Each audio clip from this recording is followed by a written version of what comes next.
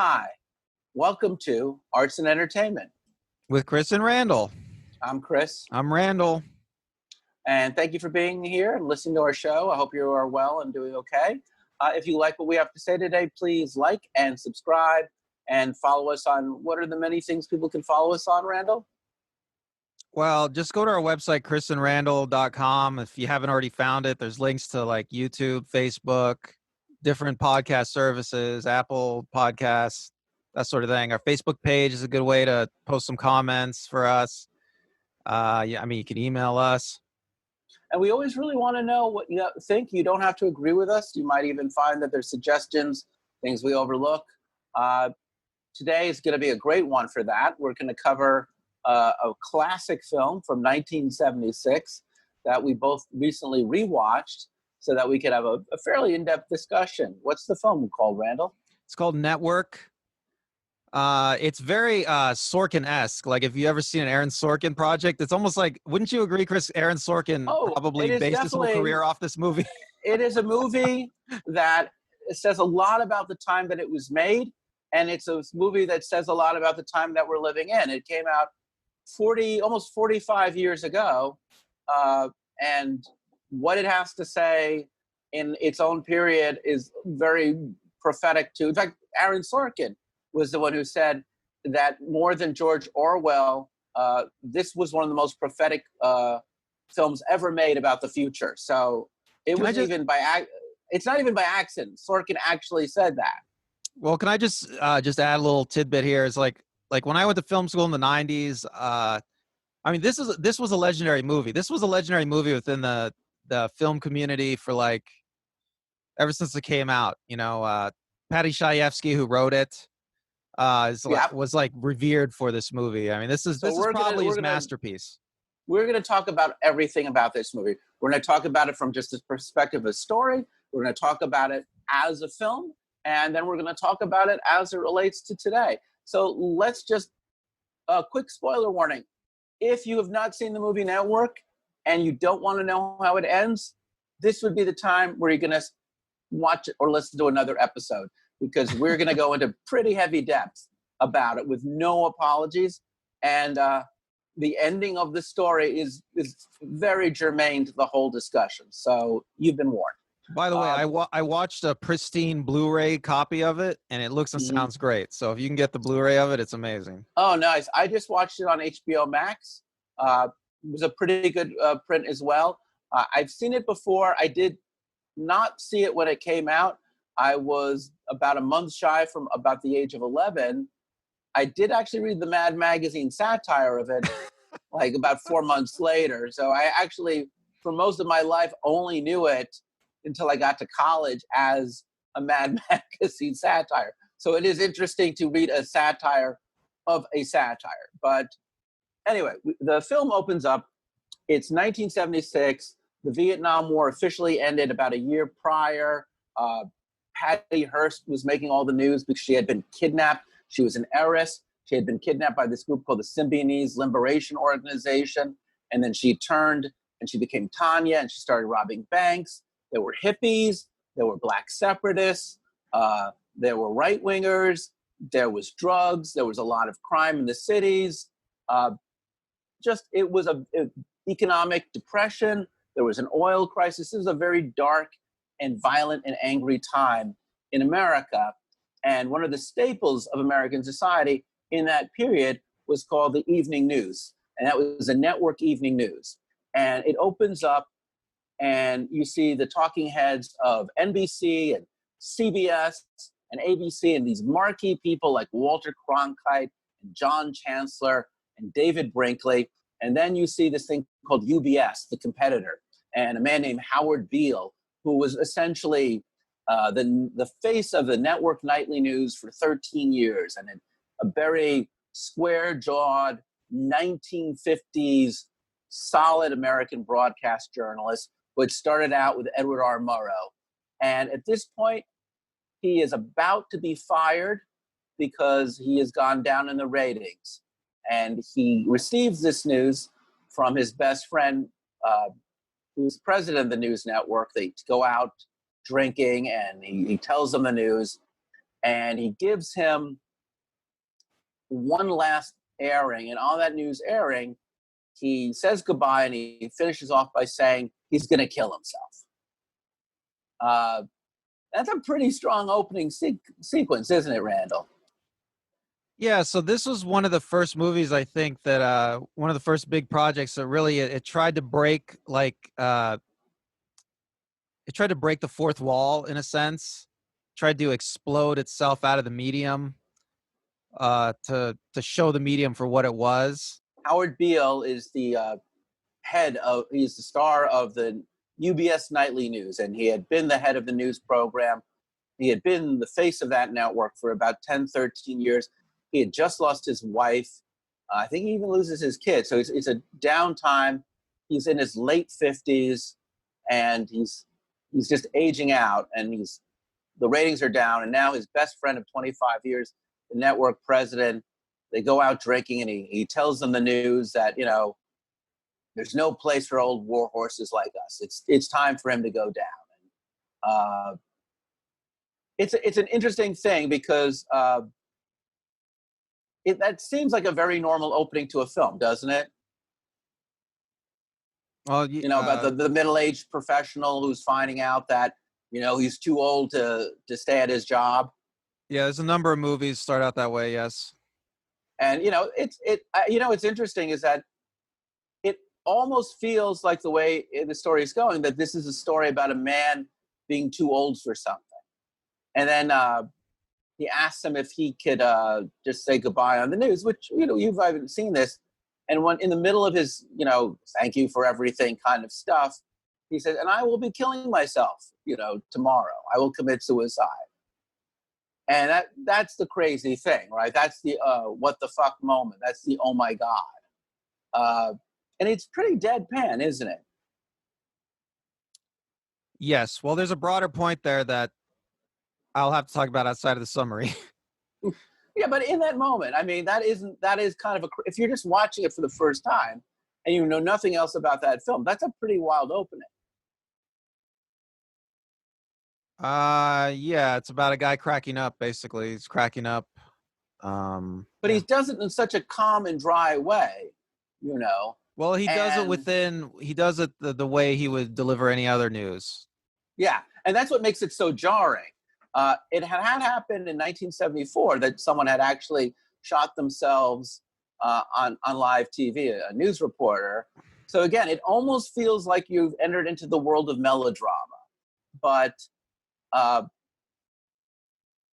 what happens is that gets all the people buzzing, and the news director has a boss, and above him is the this news. UBS has just been purchased by a large holding company, and Robert Duvall plays the representative of the company that now owns UBS, and he's I can't remember the official title, but he's now representing the interests of business, and he tells them that the network needs to make money, the news division has to make money, and because they're getting a buzz, this is a good thing. So all of a sudden, Howard Beale has gone from being a liability to an asset, which is it's not what you're expecting, is it, Randall? Yeah, I guess you would expect I don't know, him to just get immediately fired. I mean, they're already firing him though, so Well, no, that's the thing is that now all of a sudden they've got something, and then at this point there is a president of the entertainment division, played by Vanessa Redgrave, not Vanessa Redgrave, sorry, Faye Dunaway. Vanessa Redgrave was up for the part. Faye Dunaway, and she is trying to do a reality entertainment program about a radical Marxist group called the Ecumenical Liberation Army, which is a parody of the People's Liberation Army. So she feels that she wants to help the director of the news program make the show more entertaining and help get the ratings up. And it seems at the time like a radical notion, doesn't it? uh Yeah, her character is hard to pin down because she's the embodiment of TV. It's actually said that in the movie. So I mean, her motivations are not interpretable in human terms. I mean, she wants to bring in the revolutionary group onto TV. She wants to make a TV show out of a bunch of armed Black Panther-esque revolutionaries because she thinks they'll get ratings. Like, I Right. don't And so think. she is amoral. Right. And she actually is based on a real person who was a news director at the time. I don't want to say because I don't want to get us sued, but I think that Well, woman it's is on still alive. Wikipedia. It's on Wikipedia, and that woman has claimed that it's not her. Yeah, She doesn't want to take he credit. doesn't want to take credit for that. But But Patty very, Chayefsky did his research by sitting in on TV rooms yeah. and in offices and watching them. So there is the belief that this is a very real person. Uh, so anyway, the big moment happens where Beale gets on the news and he's in his pajamas, he's drenched from the rain, and in one of his great rants is the famous "I'm as mad as hell. I'm not going to take it anymore." He tells people to go out and open your windows and shout that out. "I'm as mad as hell." And you have this wonderful shot of all of these people all over America shouting, and then you pan back and you see like a whole building, and in Atlanta the news desk is buzzing because everybody is doing this, and this is the point where he reaches almost a messianic status, where Howard Beale becomes like not just a ratings hit, but he becomes a spokesman of the world, of at least the modern American person. Well, I was telling you earlier, like before the show, like I think that Howard Beale is like everybody on Twitter. I mean, he's just ranting and raving about stuff he hears in the news, stuff he hears from other people. I mean, ranting and raving about things in his life. Yeah, okay, so he's angry. But I mean, he talks about being dehumanized and desensitized, and it's very poetic how critical he is of what's wrong with society in that moment in time. Right? He says you're a human being. You have your dignity as a human being is being ignored. He talks about the emotional center of things. I guess my question to you is: do you think what he's saying is really the ranting of a crazy man, or really almost poetic expression? Well, okay. I think that a lot that's going on in network is sometimes when an artist makes a work, they don't exactly know what they're trying to do. And I really feel like watching network again, like I feel like Patty Chayefsky was pushing himself, pushing this movie, the script as far as he could. He's trying to get to a place that's beyond his own understanding of anything. And so when Howard Beale starts ranting and raving, he's going beyond the confines of the medium of television. And he's going to a place where nobody's ever gone before. He's pushing television to a place that nobody's ever tried to push it before. He's revealed his full self. He's revealed his full self, and he's completely connected with millions of people in the world, in his audience. There's something about all media that it just confines everyone, right? I mean, there's like you could almost say people have like a Twitter personality, right? But even on TV, TV anchors have a TV anchor personality, right? I mean, if you don't have the proper personality And on, that is a very important thing, because and I don't even know if I did a good job of setting that up, but back in that period in history, anchors were emotionally stoic. You know what I'm saying? They well, they still didn't. are today, aren't they? I mean, I think they still are, but even then, like today, they laugh a little bit more. Back then, they were just very solid, very emotionally reserved.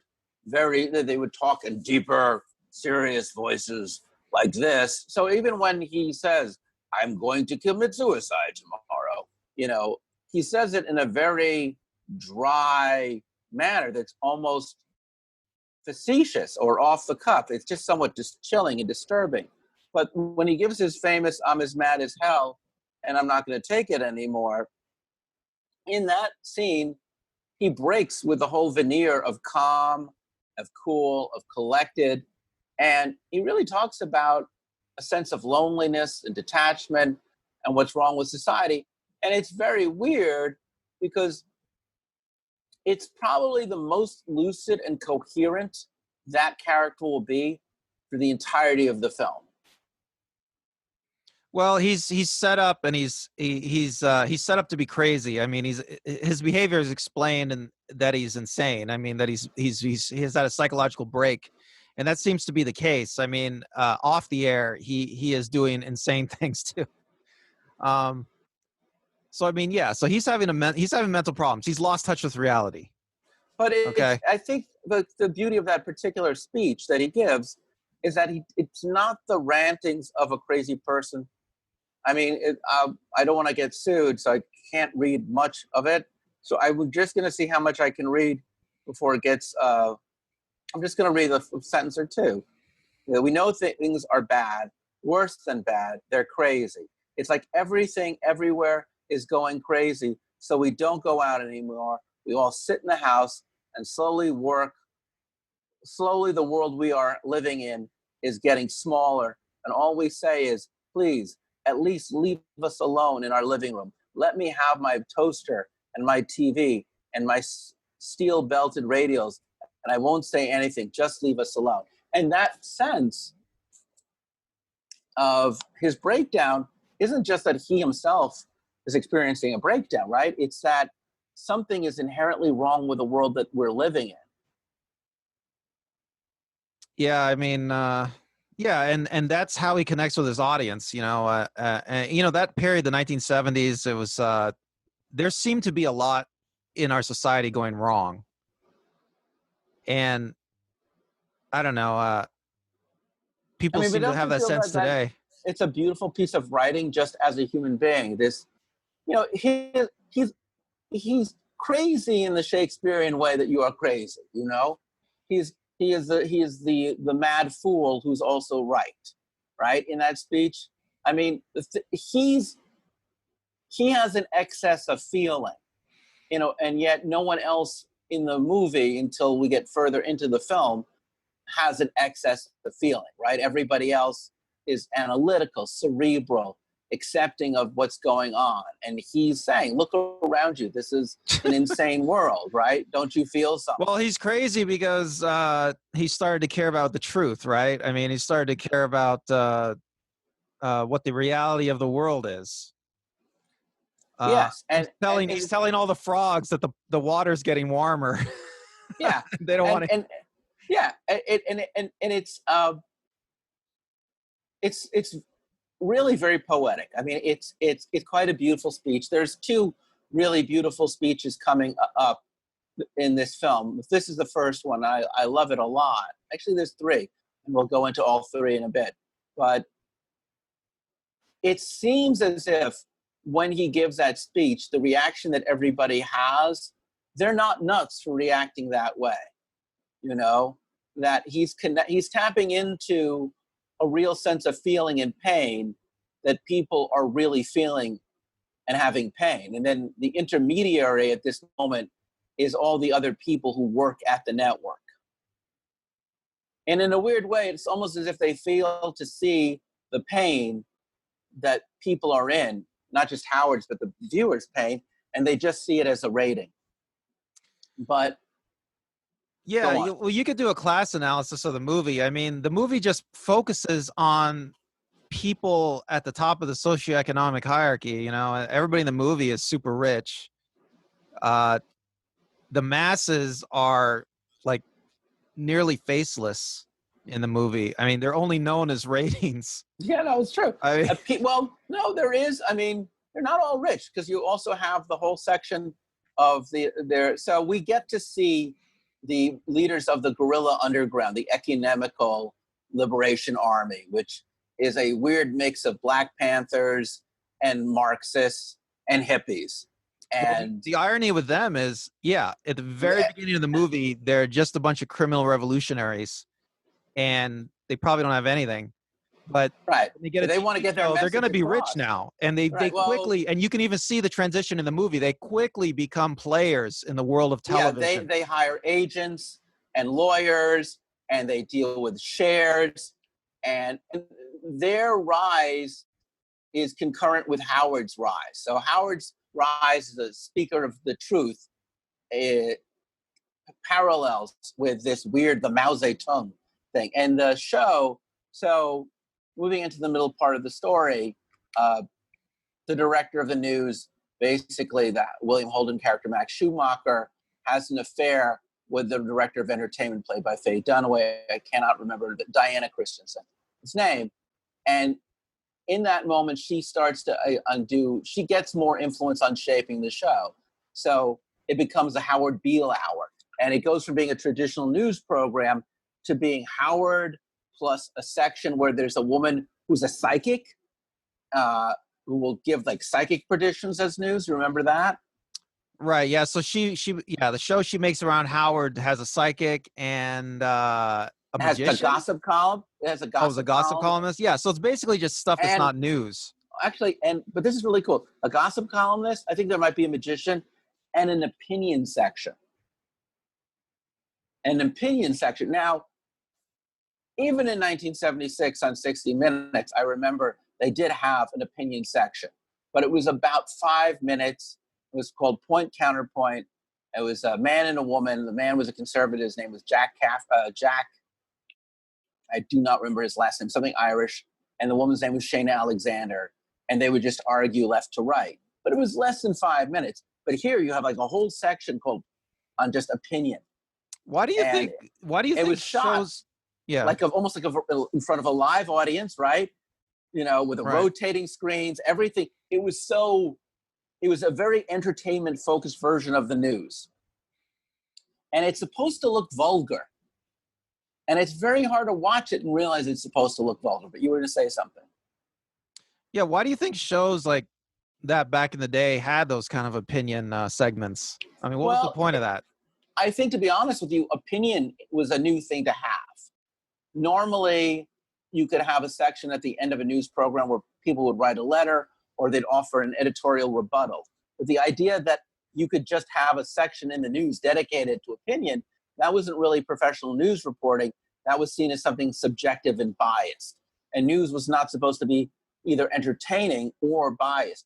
News was supposed to be just the facts. And that's the thing they do keep on repeating throughout the movie, is that Max and Howard, they started out working for Edward R. Murrow. And Edward R. Murrow was considered the greatest live news reporter of CBS. He was considered, along with Walter Cronkite, part of what was the golden age of journalism. These were men of high moral and ethical standards who were willing to risk everything to just get to the truth. And Max becomes somewhat corrupted as he lets Diana have more and more control over his news program, and it becomes more focused on entertainment. And at the point in which he worries about his friend's mental health, he himself gets fired. And then quickly things spiral out of control, because at the height of the popularity for Howard, Howard goes on and he talks about how the Arab oil OPEC, the Arab oil companies, are going to try and have influence over American media because they're going to become partners with the large holding company that owns the network. And this actually causes a big problem for all the executives who are managing Howard, because the owner of the network, played by Ned Beatty, the owner not of the network but the company, he doesn't want to lose money on this business deal. Well, they stopped the business deal. Right. And he's very angry about that. But it's interesting because that kind of xenophobia, that kind of they're out to control America, that does sound achingly familiar, doesn't it? Well, yeah, of course. I mean, the people are never going to be on board with a lot of the big moves in capitalism. I mean, Right. the movie depicts a basic conflict between democracy and capitalism, And he is a which, populist leader, Howard. And at this point, he's making a populist argument, right? We don't want to have the OPEC, but then he is that's an interesting word. I just want to, just before we go on, yeah, that word populist, that's an interesting word, yeah, because what does it mean? Does it yeah. What mean does that mean? Yeah, democratic? yeah. I mean, you hear Democrat, people right? use it all the time, but I mean, Well, but this is it's almost like it's almost like a slur against democracy. it is the height though of everything in the movie, right? This is when the network is awarding the executives who manage Howard money and awards for getting him high ratings. This is when it's the highest rated show. This is when he has the biggest influence. This is when he's free to speak the most freely. And he speaks very articulately again about how business and oil companies are having too much influence on the media, which sounds actually like a very legitimate, non-crazy person's observation, wouldn't you say? Yes, I mean, well, yeah, I mean, he's crazy, but he says things that are sane. Right, and this is even more sane than the first speech. This one is really kind of like it almost just sounds like an op-ed piece that you could read in any newspaper about the undue influence of big business on the news. That's And right. he gets in trouble for that. He has a meeting, a private meeting with the head of the company that owns UBS. It's played by Ned Beatty, Mr. Jensen, he's called, who delivers this 4-page beautiful monologue on how there are no nations, there is only business, and how business is the great utopia. And it's this big, I hate to use this word, but it's so perfect, the big come to Jesus moment. Wasn't that what we might call it, Randall? Yeah, he says, Howard Beale even says he's seen the face. He thinks he's seen the face of God. Right, Right. yes, he's seen the face of God. Yeah. I mean, it's transformative for Howard because Ned Beatty, Mr. Jensen's vision of the beauty of capitalism and what they're doing is so contrary to everything Howard has been preaching up to this moment that he's now had his conversion. And he goes on the air and he talks about how humanity is meaningless, life is meaningless, and all that matters is business. And immediately he loses his audience and the ratings go down. Right, but he's And basically he's become a propagandist for for the big owner business. and to the owner of the network or the company that owns the network. He's become his mouthpiece. And because he has become the mouthpiece of the company that owns the news network, even though the ratings are going down, none of the executives can convince the chairman to fire Howard because he doesn't mind losing money as long as Howard is speaking the truth as he sees it. So finally, the two network executives, which is played by, again, Faye Robert Dunaway Duvall and Faye and Robert Dunaway. Dunaway. At this point, they fired William Holden. He's gone. He's gone back to his wife. And the last thing he even says to her is, "You're like television." And it becomes very clear that we're seeing that William Holden is like the audience, seduced by TV. They come up with a strategy where they will have the Marxist revolutionaries assassinate Howard on live TV, which goes back to the whole concept of him killing himself on live TV. And it works. And he dies. And the last shot we see is his body lying on the floor and an announcement for the second season of the new Mao Zedong Hour. And the final words is Howard Beale, the first man ever killed for having too low a rating, executed for having too low a Nielsen rating. And then you see all the different talking heads from the different news stations, and they cut, you see the Life commercial for cereal, and you just see this little photo, this little frame, one monitor of Howard lying dead. And then you hear the teletyping, and you're out. And That's that's a crazy ending, isn't it? It's pretty spectacular. I mean, this is a legendary movie. I mean, no one's ever made a movie again like it, and probably never be made again. Anything like this. Well, let's get to the movie now as a movie, because I don't know if you knew this, but the studios that produced this movie, they didn't like the ending. He did not Well, want the ending. He you could did not totally want that believe it. ending. I think this movie came out at a time before they did focus groups. I think. I mean, now they Oh do. no, they had focus groups in that period because Sidney Lumet would write about. He wrote a great book on filmmaking, and one of the things he talks about, among other things, is the use of focus groups. But Chayefsky had a lot of Patty Chayefsky at this point. A little backstory about who Sidney Lumet is and who Patty Chayefsky is, because I think it'll help you understand the historical significance of the movies. Patty Chayefsky was a playwright. He wrote television movies in the 1950s. He was most successful at the beginning of his career from a television movie that got adapted into a movie called Marty, about a guy who works in the Bronx, who's ugly, who finds a girlfriend, launched Ernest Borgnine's career. But, Chayefsky was a contemporary of both Arthur Miller and Neil Simon, and I would argue he kind of twined the two. He was very funny, but he was very satirical. He also was very concerned about social consciousness. He was very to the left. He did a play that was a parody called The Passion of Joseph Stalin. So he was very irreverent. He liked to do things his own way. He had a terrible time in Hollywood. He never really got on with the TV industry or the film industry, which is weird because he would go on to win 3 Academy Awards, including one for network. But he really liked to have things done his own way. Sid Lumet came up also through the world of TV, also did a lot of films that were about social justice, about society. To my knowledge, he's done very few comedies. This is the closest I think Lumet really did to a good comedy. When the movie comes out, I think Sidney Lumet wins for Best Director. I think it wins Best Actor for Peter Finch, Best Actress for Faye Dunaway, Best Supporting Actress for Beatrice Straight. It wins a lot of awards. It is on a lot of 10 best lists. Most of the critics really liked it when it came out, but a few critics like Pauline Kael from The New Yorker said it was too preachy. And I have to say, even watching the movie now, it definitely deals itself with a heavy hand. I just want to say about Pauline Kael, like she always hates everything really good. She Like, hated Star Wars. She hated listen, Rocky. she hated what is arguably one of the greatest movies ever made, which is the Texas Chainsaw Massacre. There you go. She said, I think in her review of the Texas Chainsaw Massacre, she said, I don't know why anyone would want to make this movie or want to watch it, but it's like the best movie of this kind ever made.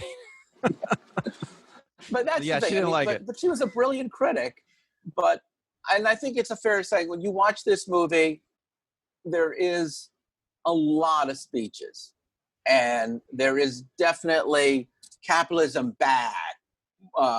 Marxists are corrupt. There really are no good people in this movie. Well, it has a nuanced view of the world. I mean, this is not a simplistic movie by any means. I mean, no, I'm not saying that, but it definitely wears its politics on its sleeve, and it's unapologetic. I don't know if it is political. I think it's just pretty much just cynical. I think it's just incredibly cynical about everything.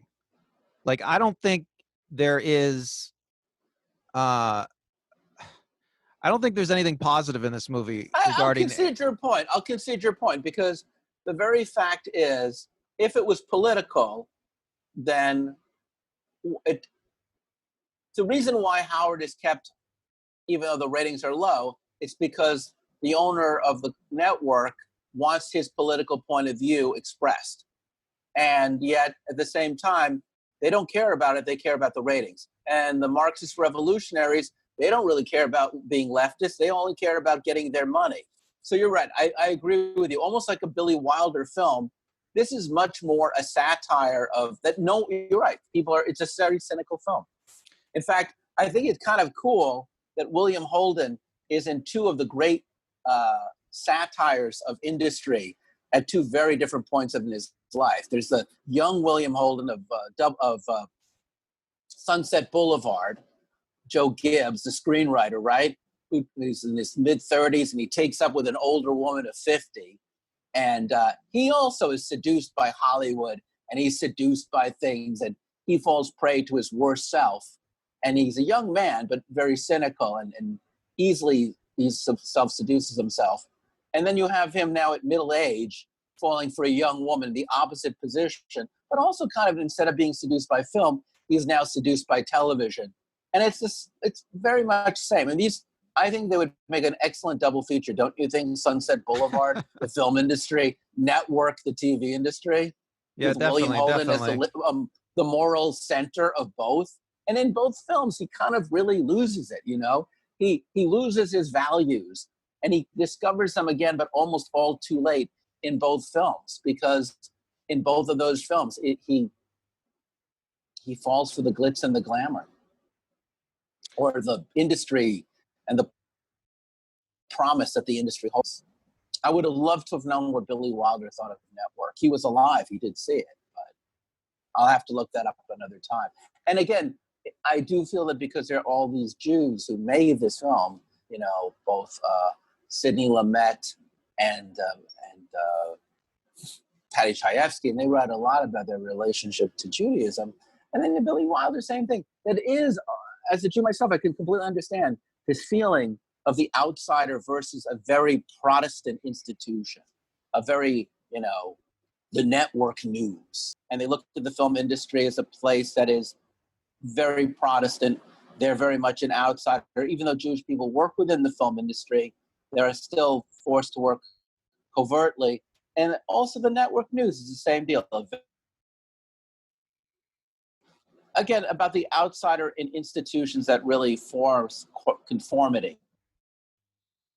And there is something very patrician in the way that the network news division is portrayed in the movie. Do you think? Well, let me ask you. Do you think that there is something about the Jewish experience as an outsider that gave them an edge, gave like Patty Chayefsky an edge, and like seeing network news for more of what it really was? It's certainly possible. It's certainly possible. I just feel like there is a certain, they're holding America under a microscope. Chayefsky had made a film called The Hospital just a few years earlier, where he looks at how corporate hospitals are the corrupt American institution. And there's playwrights like Clifford Odets and Arthur Miller, also Jews, who really attack the American dream. And Network is another version of the American dream, just like Hollywood is another version of the American dream. And underneath all the sunny shininess is something much darker, more sinister. And I do feel that, I mean, it's weird to think of it, but, World War II ended only 30 years, 31 years after the end of World War II, the movie Network comes out. So it is a world where institutions still can be considered fascistic, conformist. There is a level of violence in that world. Did you know that Patty Chayefsky had a Purple Heart? He fought in World War II and was injured by a landmine. Wow, you know what? I didn't know Yeah. that he had combat experience. So Yeah, he was hardcore. and in fact, he was hardcore. He was hardcore. Yeah, in He fact, was the real deal. So hardcore. They said he was shy around women because he was scarred. He had scars from physical scars, and he talked about being a Jew in the army and how hard that was. He got the name Patty because he was trying to get out of going to mass. And then, sure, you can avoid going to church, Patty, and that's why he chose the name Patty, because it made his name sound more Irish. His real Jewish name is actually Sidney, much like Sidney Lumet. And they originally, Sidney Lumet wanted Vanessa Redgrave in the movie, but Chayefsky said no. He didn't like her support of the PLO. And Lumet said, "Isn't that blacklisting?" And Chayefsky said, "It's not blacklisting when a Jew prevents an anti-Semite from being in a film." So there's a lot of the language in that film, they curse like a blue streak. That's true. You know what's interesting, I think, is how Aaron Sorkin seems to have picked up Patty Chayefsky's torch, and Aaron Sorkin is such a different person. I mean, oh yeah, Sorkin comes from the upper classes. He grew up knowing a bunch of politicians and celebrities.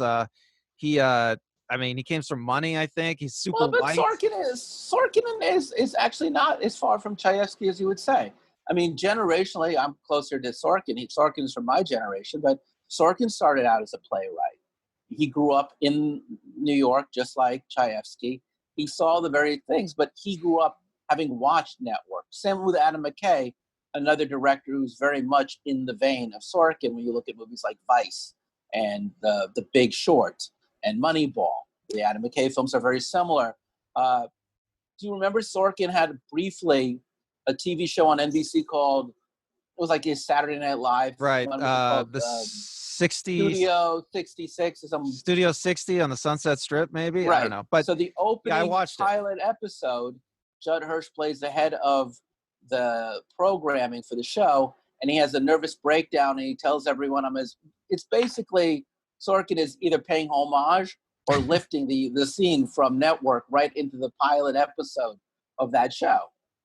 Yes. Hey, you know what's interesting too? Well, you've seen the West. And then he would do Newsroom. Yeah.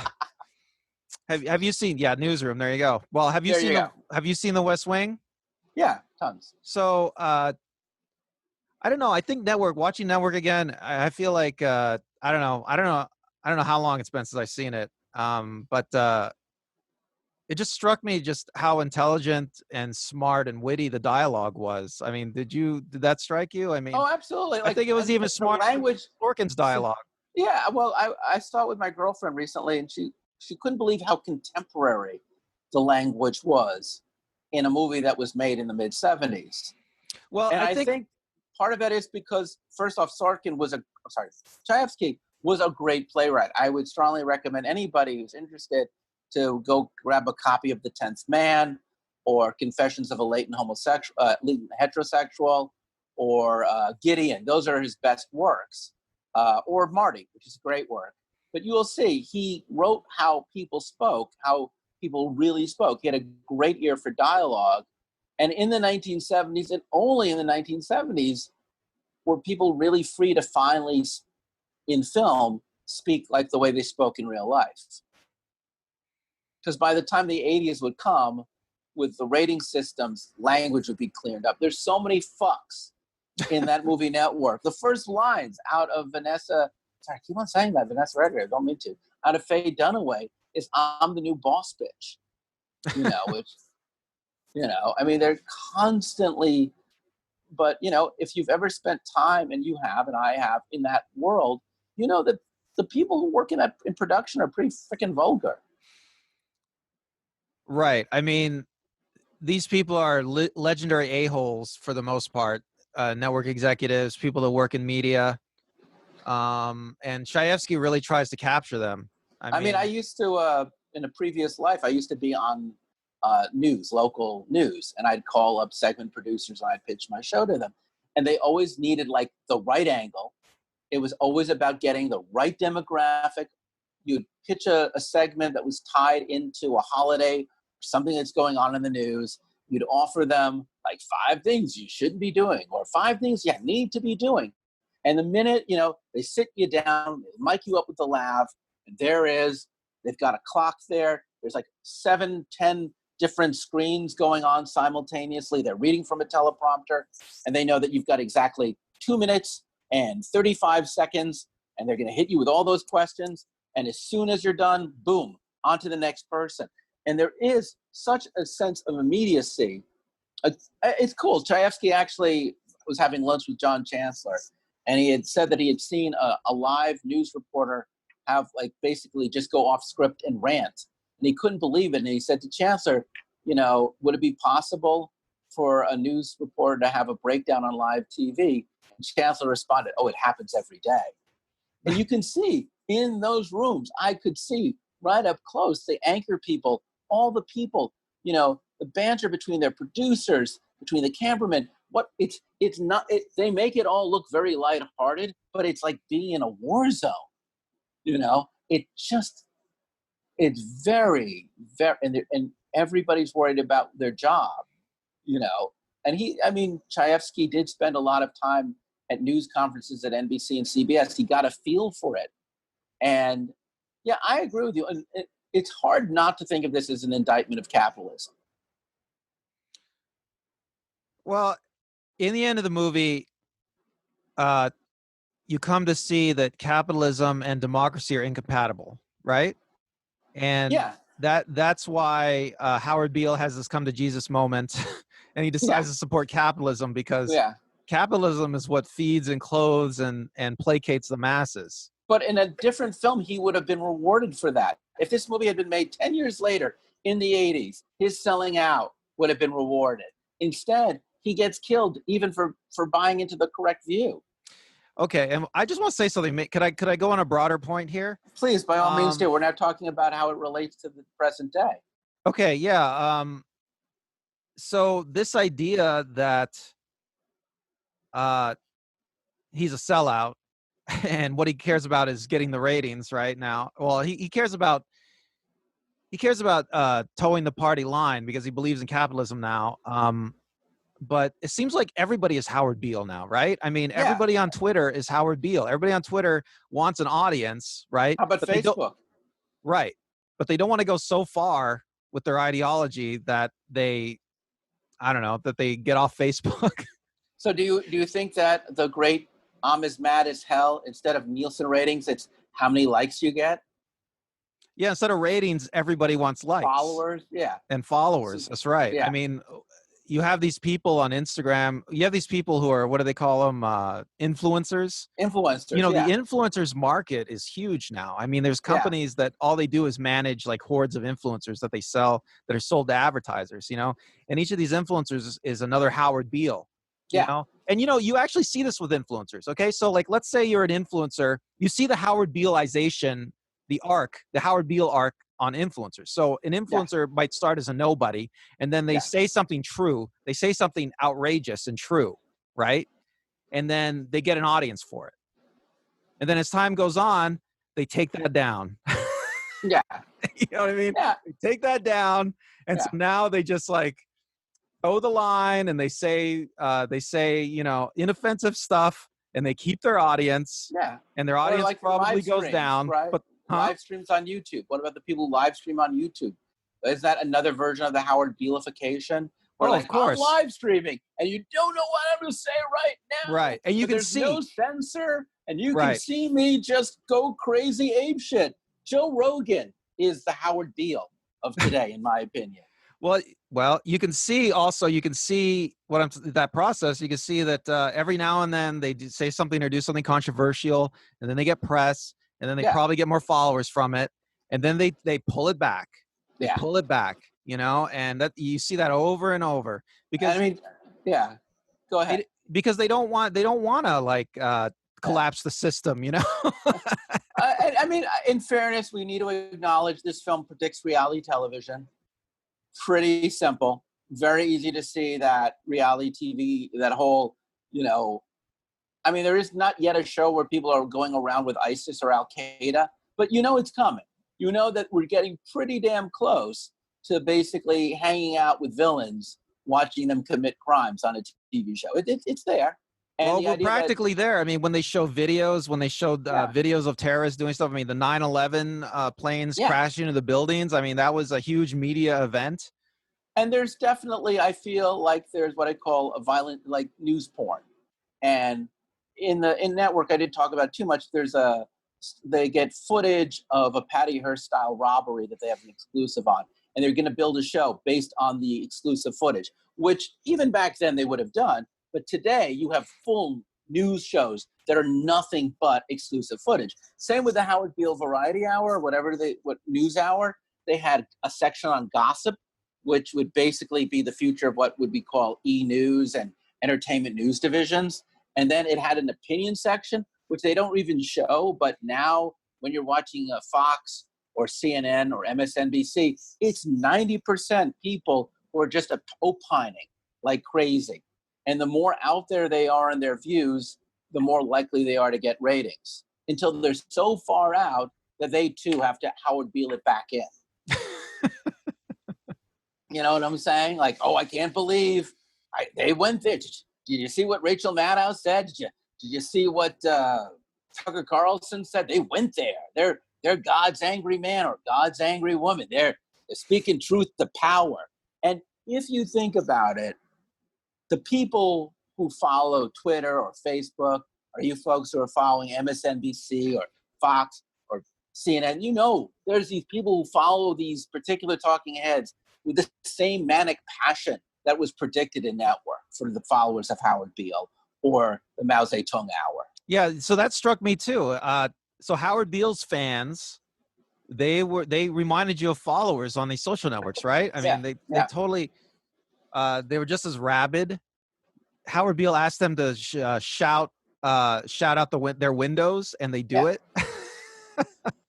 Now, in fairness, It's like a populism, hashtag. I'm mad as hell. I'm not gonna take it yeah, anymore. Is like a hashtag, right? I mean, populism has been around in cinema since the 1958 film A Face in the Crowd, with Andy Griffith as a racist who becomes a pop figure and a political figure. And before that, you can go all the way to like Babbitt by Sinclair Lewis. So populism is a form of rabble rousing, of politics. It's been around forever. And yet, the milieu of mid-70s New York City is also the same milieu that someone like Donald Trump rises to power in. This is when he becomes the guy who's taking on city projects, fixing hotels that can't be fixed. And there's no other way to say it, because I've tried to keep the show from being political. So I will say, in the abstract, you can hear a lot of Howard Beale in the campaign speeches of Donald Trump, of President Trump. well, let's just be honest. I mean, Howard Stern, Donald Trump probably. He too. Howard Stern is definitely a Howard Beale. How Yeah. Donald Trump probably saw a network in his formative years, and Yeah. He would have been in his 20s or 30s. so 30s. right. And so let's be honest about Trump. A lot of the things he does are to get attention, to get ratings. He is creating content. He's creating content for the network so that they can take it and put it up and recirculate And it to he get ratings. frames his arguments to the same audience of people that Howard Beale is framing his audience, when he talks. And you could hear the whole section about the Arab oil influence and say maybe China as opposed to Arabs, or unless he's mad at the Arabs, then he would have just given the exact same speech about how the Arabs are buying the news, but the whole speech about controlling the news through foreign agencies, you could easily hear Sternwood you could too, but Trump saying that about fake news. Yeah, I mean, Donald Trump is kind of like Howard Beale without any way to rein him in. Yeah. So he's just going after ratings after ratings, and it works. In fact, you could almost argue that Donald Trump, and again, I'm trying to be not political about it, but it's hard not to. The point about Howard is he was the victim of his handlers. That there were network executives who were pushing Howard forward to get ratings, to get their own agenda across. True also when they no longer getting ratings, but just the owner's agenda across. And you could certainly say that the people who don't normally rationally support the president support him because he's pushing their agenda, which maybe not be ratings, but it might be, say, a strong stock market, money to be made. So as long as his rantings are working, even if they're populist rantings, as long as they're getting results, give him the platform to do what he's doing. And you can see that's exactly what happens in network. As long as Howard's voice, or for that matter, the Marxist voice, are giving them ratings or helping the owner's political agenda, then the platform is provided. And it's a weird thing because he says, I think Holden says this, he says, of the Faye Dunaway character, your generation's only known TV. Everything they've ever experienced has been through the TV set. And he says that in a way that makes you realize that he's saying for that generation, the boomers who grew up on TV, they don't know reality unless it comes through the TV.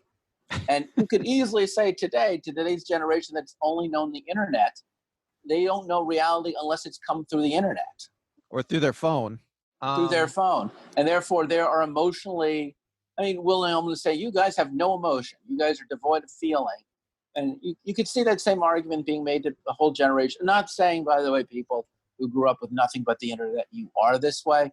But there's certainly a group of people who are as addicted to life through the internet as when I was a kid. I was addicted to watching 8 hours of TV every day.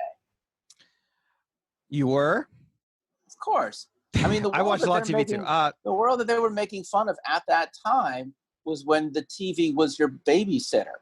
when children for 20 years, 25 years had been left in front of a TV set to just learn the world through TV, unlike guys like Paddy Chayefsky, who was a young man, went out into the world and fought in World War II and did things. Yeah, it was a generation that was learning the world through the news. We're a generation that's learning the world through the internet. We're just about at the end of our time, Chris. I was wondering if I had one more point I wanted to talk about. Please but make it. Do you have something you wanted to say instead? I think the only thing I'll say before you make your last point is that I don't think it's possible to really do justice to this film. But the thing that I'm really my biggest takeaway is when watching this movie, how much I had forgotten about what the 1970s were like, and how much this movie can both simultaneously encapsulate so much of a world that no longer exists, and also be so prophetic in laying the groundwork for the world that we live in today. I totally agree with that. Totally agree with that. I guess the last thing I want to say is, so when TV starts, the news is supposed to be a public service, okay? Because the TV networks, they rent the airwaves from the federal government, and so the news is a public service. They're supposed to give facts and truth to the American people through the news. But the movie network depicts an era where news divisions in TV were switching over to profit centers. So they stopped caring about facts and they started caring more about ratings. So I guess the thing I find interesting is that we're almost entirely fully in an era where facts don't matter anymore. What matters is what's entertaining, right? So, and you see this on social media, right? So if Donald Trump tweets something that's true, but not controversial, nobody cares. But if he tweets something that's totally a lie and it pisses people off, it's going to get ratings. So people talk about it. So Donald Trump actually tries to tweet those things. I mean, so it's like we live in a news environment, quote unquote news, where